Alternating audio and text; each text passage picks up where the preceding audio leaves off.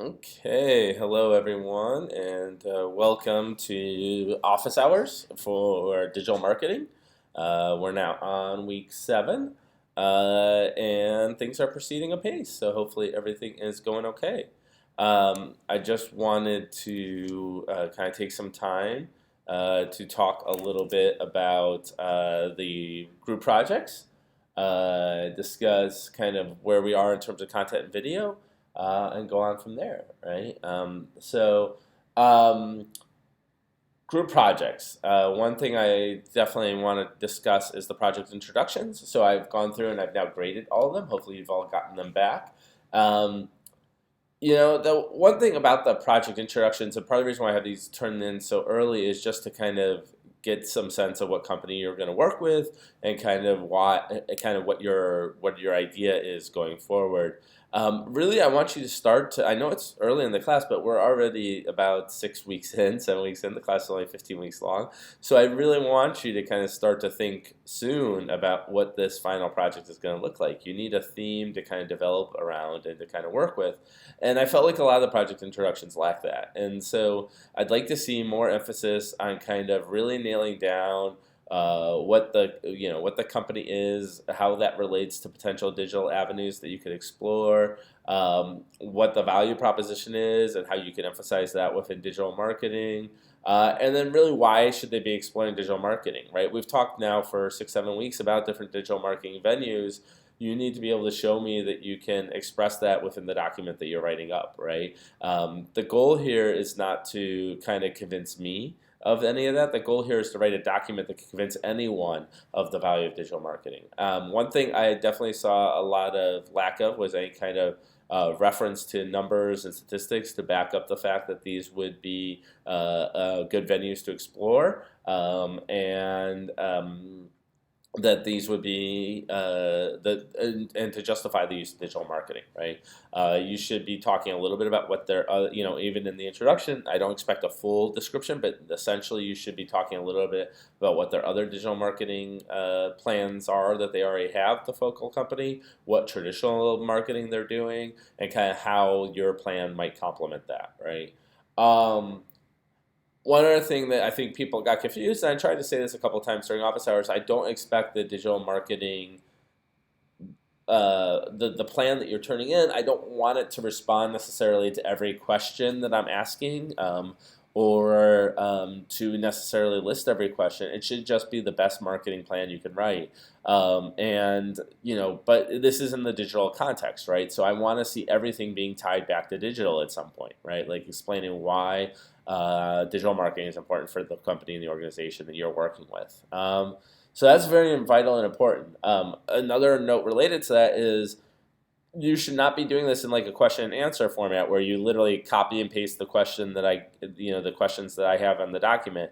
Those questions are meant as thought provokers. They're not meant as specific responses. The document should be a digital marketing plan, something you could hand over to anyone who has never seen the group project plan, and they could read it and understand about the company and why the company needs digital marketing. And eventually, as we fill in the later sections, what things they should do in order to solve that problem, right? That's the document I want, right? So feel free to, and part of the reason why I have turned these things in early is so that you can kind of get some feedback and get some understanding. I expect you to kind of respond to my comments for the final turn-in you do. And my general rule of thumb is that I grade the final document by looking at how well you're responding to the comments I've made, and the final grade is based upon that, and to a large extent, right? I don't go back and revisit the introduction grades and things like that right off the bat, unless I feel that the final project grade doesn't completely take into account all the changes you've made along the way, right? Um, but the thing to remember is this is only 10% of your final group project grade, so it's a small percentage of your overall grade in the class. That's why I do it early, so that you get some idea as to what's going on. Okay. So that's in terms of the introduction. Now, next week, your next part of this is due, right? Which is the situation analysis and uh, and uh, and marketing goals. So I want to take some time in class today and in office hours today to talk a little bit about what that looks like, right? So let me bring up the group project document. And there was still like a small mistake in one of the things, by the way, a while ago, but I think I fixed all that, where it basically said that this was actually due today, when obviously it's not. It's due um, on March 1st.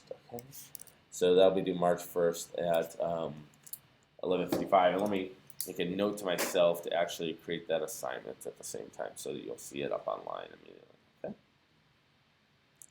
Okay, so let me bring up the guidelines. Put that on there, and add in a new window camera.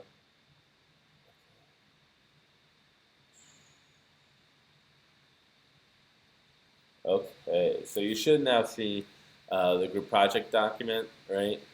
Components, and we've already gone through the sections 1 through 5. Many of you didn't turn in 1 through 4. That's fine, right? I don't expect these to actually be done until the end. 5 is really what you need to do. But then 5. So what is 5? 6, which is the next turn in, is the environmental situation analysis, right? Remember, the basic idea here is that you are trying to understand where the company is and where its competitors are, right? So go back to the first lectures we did on digital strategy and digital research, and you really kind of want to look through those, right? So who is the target market? What are their demographics? What kinds of places do they go, right? What will encourage those people to use your site? What is the estimated size of that target market? Who is the competition? Now, as part of this assignment, I expect you to do some primary research on the competition, right? Figuring out like what their digital marketing aspects are, right? Critique their websites and their social media content, right? And then in general, kind of, what is the environmental issues? What is the demand trend, right? Who makes the buying decision? Does technology affect the company, right? If you're making something, artisanal wooden chairs, then maybe technology doesn't affect the company, right? But for some companies, it may change the products and the offerings in the near future, and you should mention that because it may affect the digital marketing campaign that you're going to be doing, right? You don't want to plan a 3-year digital marketing campaign if you know for a fact that your product is going to be obsolete in the next 6 months, right? So really try and take that into account. Now, again, not all these questions are going to be applicable to every firm. So make sure you think about whether or not these questions are applicable. And if there's other questions that you should be answering that I haven't listed here, then you should be discussing those, right? Resources of the firm, problems and opportunities, right? Do they have the ability to really manage, or do they not have a lot of resources available, right? And then, and this is basically do a SWOT analysis. What are the strengths and weaknesses, the problems and opportunities, right? And then again, I want you to clearly state your company's value proposition in this section, right?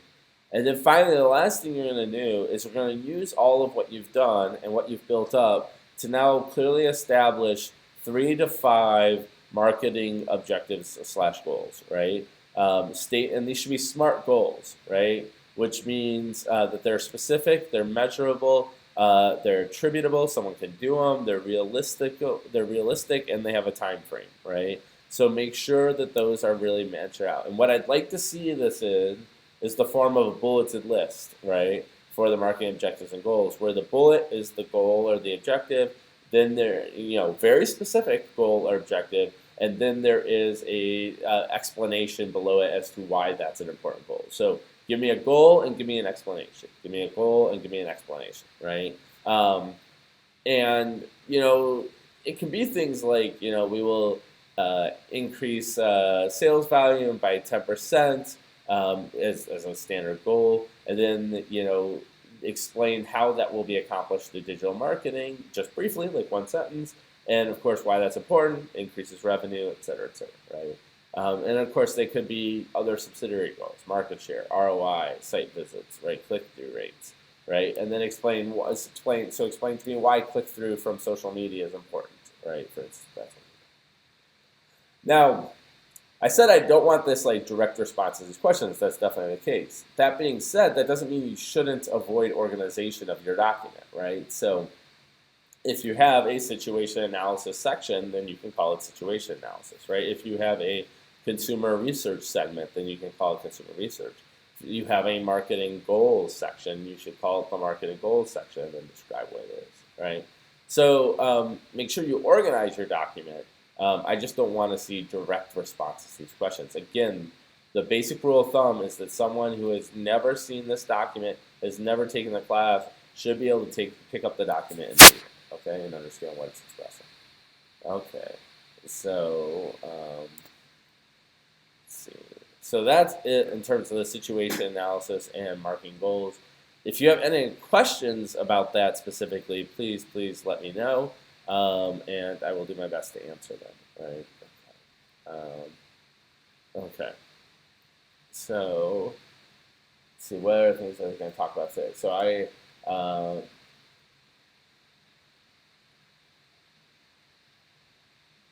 so I discussed the project introduction, the situation analysis, marketing goals. Okay, some question that came up during the break or during the last week was about participation grades in the class, right, and responding to the questions that people had asked. And basically the thing I want to mention is that you don't, those questions I put up, right? So like there's a new reading this week, for instance, on moving beyond click-through rates, right? Those questions are not necessarily, I don't expect you to respond to each and every one of those questions. You don't even have to respond to any of them. I just want you to share your insights into what the reading really sparked in you and the interest it really sparked in you. I want to create an engaging dialogue. I love the fact that people have been responding to other people. I think that's fantastic, right? And I really want to perpetuate that kind of a notion, right? That this board is really meant for discussion of these issues to get people thinking deeply about that, right? Okay. Speaking of which, this week's reading, if you haven't looked at it already, was posted late last night. It's called Beyond Click-Through, and it's talking about just what marketers should be measuring in order to really understand the value of the advertising that they're doing. And I thought this was useful, especially because we just talked about search advertising and search marketing, right? And so part of it's talking about is like, is the value of search advertising really the click, or is it the advertising itself, right? And the brand awareness that's raised by the advertising. And there's been arguments for both. And it also introduces a very important concept that I think we need to discuss. And in fact, as we move forward for this class, maybe you'll hear several times, which is the attribution problem. The attribution problem is stated simply: given that I spend all this money on marketing and on the input side, and I see these purchases on the output side, which of these marketing spends is causing which of these purchases over here, right? How do those two things match up, right? Was it search that caused this person to make a purchase? Was it display advertising that caused this person, right? Like, how do those relate to each other? And so there's another article I posted about 7 things you need to know about attribution that kind of delves into that a little bit. So read those over, kind of think about them a little bit, and then respond to them as you will on the participation board. So, in terms of video, search engine marketing, search advertising are up and online. That's actually a little bit longer than our normal set of videos because it's really 2 big topics. So in some respects, that kind of takes us through this weekend probably. But I do hope to get the user experience videos up online next, which is about kind of web development, web design, and things along those lines. And another video that you'll be seeing shortly is a tutorial, just a very brief tutorial on using Wix and a very brief tutorial on using social media. So you can see kind of how some of these platforms and some of these contents can be used for digital marketing perspectives. And my goal here is not to make you power users of any of these technologies, but rather to give you some basic tools that you can use to create content for the group projects, okay? Yeah. So I think that's my major points I want to cover today. Again, right, like project introductions, they're good in general. I like all the companies you've chosen. The one comment I would make is I'd really like to see more. I'd really like to see more depth about why digital marketing is important for these companies. What is the value proposition, right? What have they done in the past, and what can we continue to do in the future? Imagine that this is a document being read by someone who knows nothing about the company and who has never heard anything about this class, and this document will convince them to to suggest that digital marketing should be used for that company, right?